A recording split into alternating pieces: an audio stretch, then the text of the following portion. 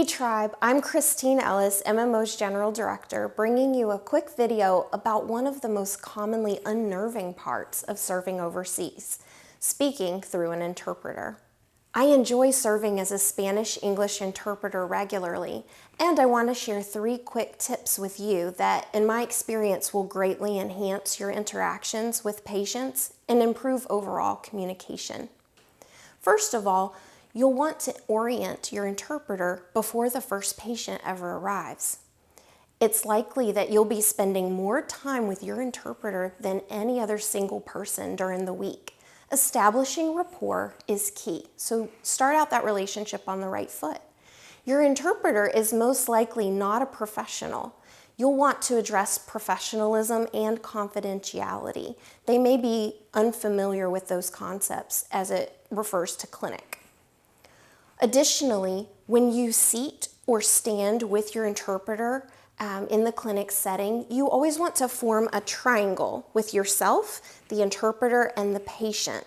You should be equidistant from each other. This conveys a mutual respect, and it also conveys to the patient that that interpreter is there for them. It's not your interpreter, it's our interpreter.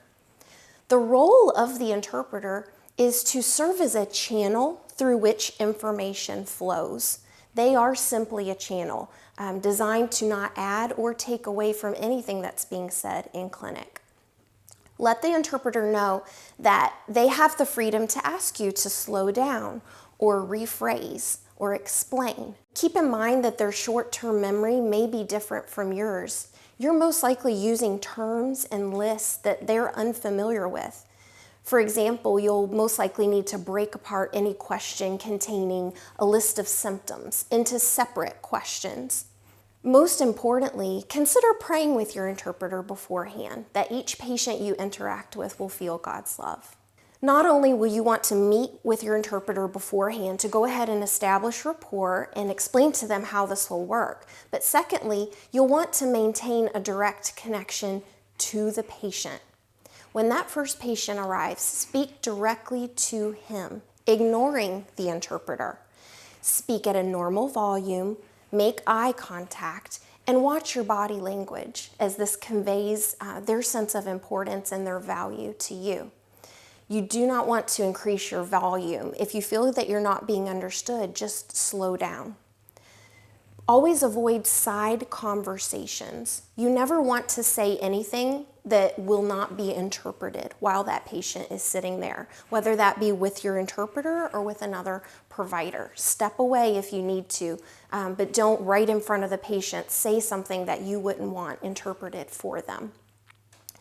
When you're speaking to the patient, always speak in complete thoughts and use first person. Speak directly to that patient. How are you feeling today? Not how is he feeling today?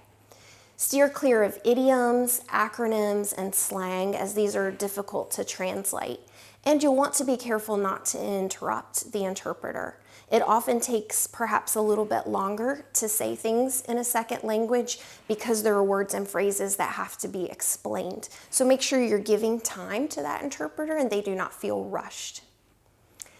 Thirdly, you'll want to take steps to ensure that all parties are understanding, including yourself.